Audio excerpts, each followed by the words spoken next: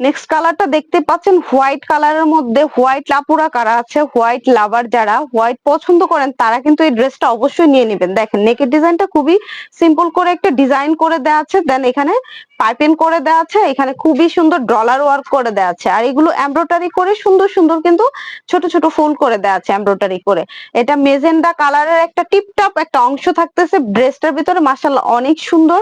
এই ড্রেসের ব্যাক পোর্শনটা আমি দেখিয়ে দিই, ব্যাক পোর্শনটাও মাশাআল্লাহ অনেক সুন্দর।